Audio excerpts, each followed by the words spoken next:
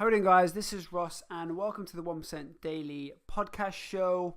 Today is episode 49 and I'm talking about brushwood shelters and what that means to me, finding new limits, new standards, new cold levels for me, minus 23 in a brushwood shelter.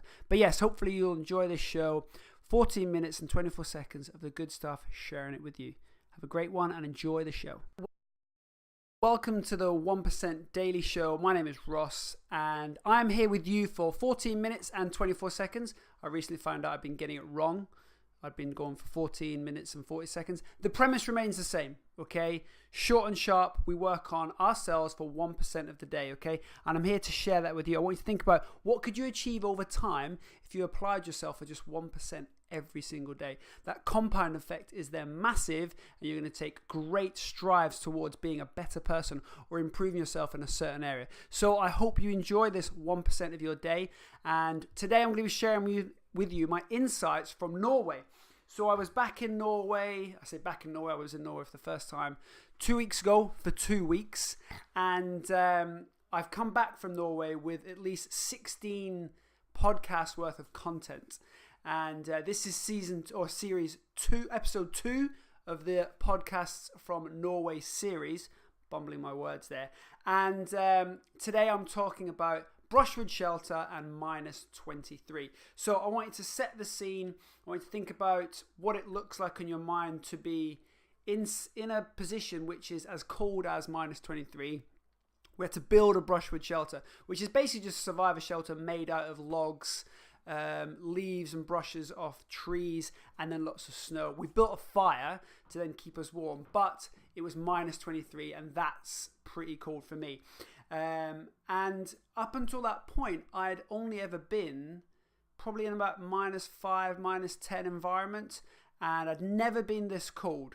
So I want you to think about going beyond what you think is possible. So I want you to have that in your mind, in the back of your brain, about what you're doing in life or what you could be doing better at because you're just comfortable at the level you're at. So for me, I'd never been colder than minus 10, and all of a sudden minus 18 out there was like the average temperature.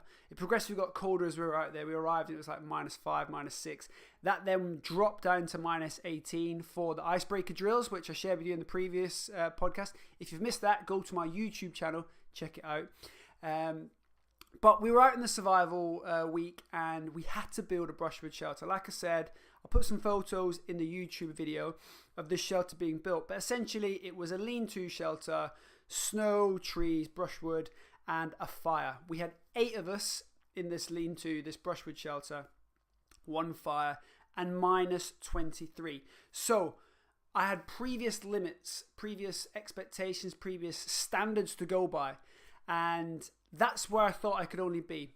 It was minus 10, got it to Norway, then it was minus 18, then I was in the water.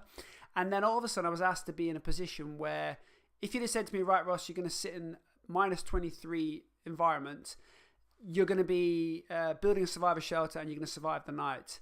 That's pretty precarious to say the least. And I would not have been able to map out it for you how I thought that would have gone. The aftermath, coming away from it and looking back, is actually there was lots of little things in play which helped with the success of that night, which helped with the success of that survival exercise. Like I said, previous cold levels were minus 5. Then I got out to Norway and it was minus 10, minus 18, and then this minus 23. Now, for those of you who don't know, minus 23... there's a big difference between minus 23 and minus 15, minus 10, minus 5. There's some big serious differences there. And your body likes to sit at probably like 30 plus degrees. And all of a sudden when you're, I think it's 37, 38, all of a sudden when you're asking your body to operate in an environment which is minus 23, serious things start to happen. You've got to be wearing the right kit. You've got to be in the right environment. You've got to be aggressively warming yourself all the time.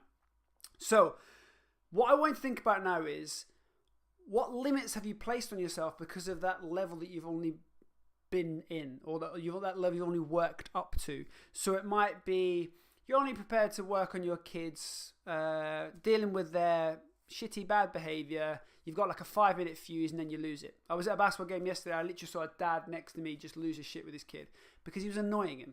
Okay, so for that person, I would advise them to spend a little bit more time working on their relationship with their kid. Kids get annoying, I get it, I've got 2 of them. But we have to push through that. We have to have these new levels of understanding, these new levels of expectations, these new stress levels that we can deal with. For me, remember, -23 brushwood shelter. But what helped me get through that for the night, and I think this is where the value is for you guys listening, is that it's not a solo job. It's not a one-man job. You can do that, but you'll only get so far. The key important things with this is to understand that a journey shared is an easier journey, okay? It's a better journey because you're a better person.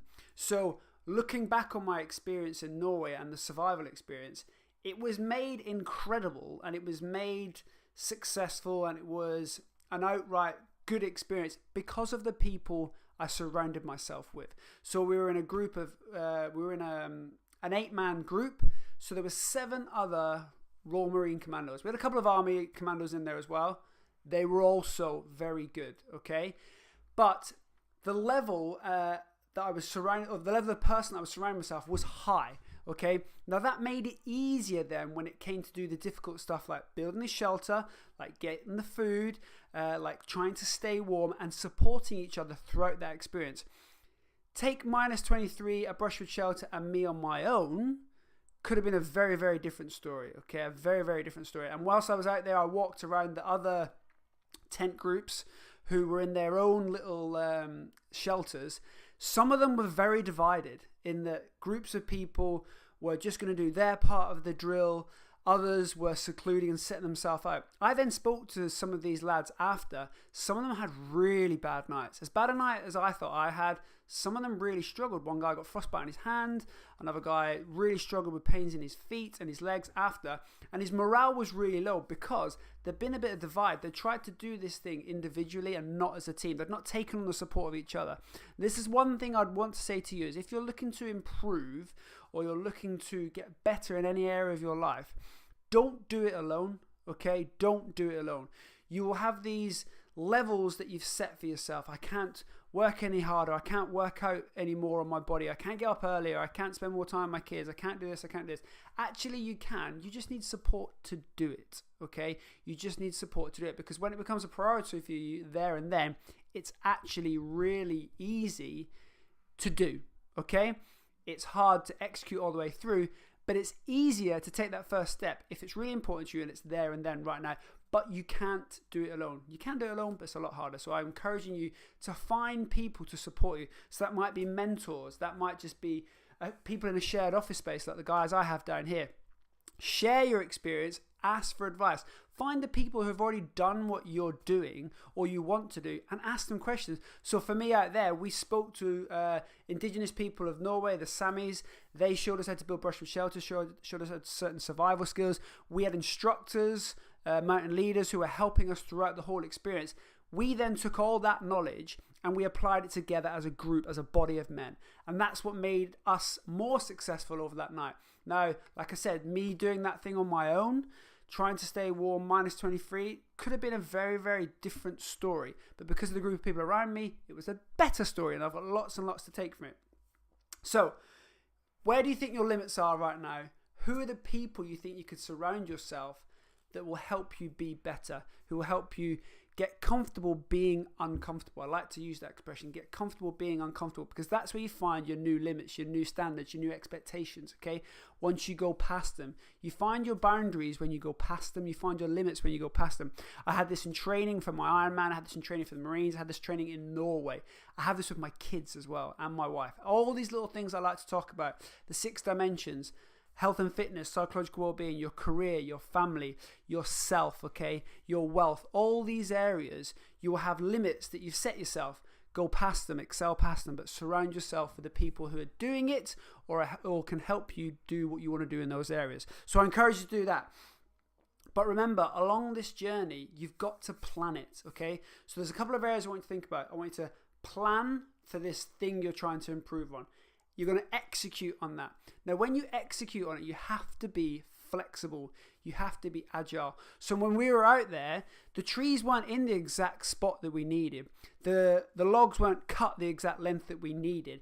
The brushwood wasn't the exact thickness that we needed. The snow wasn't the exact sort of compactness that we needed. We had to be agile and flexible.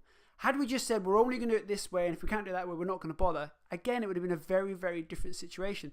So when you're working towards this thing in life, when you're working on yourself, I want you to be able to plan it out meticulously, get really, really specific, but be prepared to be flexible and agile, because things will change, but you should be able to adapt and overcome. That's really, really important, okay? So be agile, be flexible. Back to the whole be prepared to be uncomfortable. You're going to have to work hard for this. There's a reason you're setting a new standard. There's a reason you're setting new expectations. There's a reason you're working for something that you've currently not got. You're going to have to get uncomfortable, right? If it was easy, everybody would be doing it. Everybody would be doing it. But that's the thing about life. All the good stuff comes at the end of the harder journey. So you might be working on a new relationship with your wife, okay, or your husband or your kids. I want you to plan for that. Plan where you're going to work on your relationship, what books you're going to read, what people you're going to talk to. Plan how this looks for you. I'm going to be able to talk to my teenage son better. We're going to be able to talk about relationships, family, all these things that are really uncomfortable for teenagers. If that's your goal for your relationship with your son or your daughter, plan for that. Find the people who are doing it with you. Get support around that, okay? So plan, execute, be agile, and be flexible. Get uncomfortable, okay? The good stuff comes at the end of the uncomfortable period. Okay, the really important thing is to embrace the process. Some of the greatest stuff I got from Norway was actually all the little stuff you learned along the way. It wasn't just the outcome of the brushwood shelter. It wasn't just the outcome of going through the ice.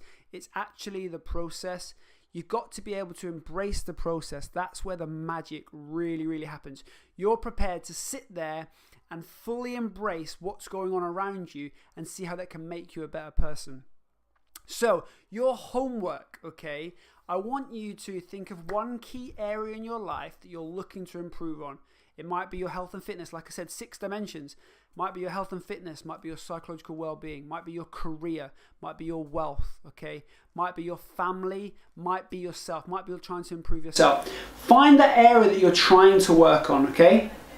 I want you then to surround yourself with the people who are going to help you improve in that area. Mentors, friends, books, YouTube videos. It might be this 1% Daily Show. It might be something like that. But find what it is, touch base with them, and then work out how that person or that thing that you're reading can help you improve. Plan it out. What does it look like for you in the future? Plan back all the steps back to where you are right now, so you can have something you can be working on every day, every week, every month, every year. Okay, so you planned it. Then you've got to be prepared to be flexible and agile, because it's going to go wrong. Okay, you're going to find stuff that didn't work. You're going to have to do something that was really uncomfortable and you're not sure how to approach it. You're going to have to take a different angle. You're going to have to get out of your comfort zone to find out where all this good stuff is. That leads you nicely into the last bit. Got to be comfortable being uncomfortable and embrace the process. Okay, it's really, really important that you embrace the process. Now, I do this with myself. Like, for example, this morning, I've been away in Norway, came back last week. I didn't train at all. Okay, I am looking to improve my fitness on a very, very small level, take small steps. Okay, I had to get up early this morning. Okay, I had to get up early. 4:45, my alarm went off. I did not want to get up because I went to bed later last night. But if I didn't do it this morning, then it wasn't going to happen. So what I did was I made sure I touched base with other people to tell them that I was getting up early and I was going to be working on me this morning. So I've shared some accountability. I share my fitness goals with people. I share my goals with my own mentors. I shared this, we then share accountability. I also do it on the 1% Daily Facebook group. I shared all the accountability on there as well. It's really important that you share this, okay? Find the people that can help you and share it. So I did this morning, got up early, did my spinning. Now, the next thing is, am I able to repeat it tomorrow? And the next day, and the next day. And this is where I've got to be comfortable being uncomfortable and embrace the process. Now, because of this new 1% thing, 14 minutes and 24 seconds, I am done, guys. Remember, life is one big game. Make sure you play it your way and maximize your potential. See you later, guys. Bye-bye.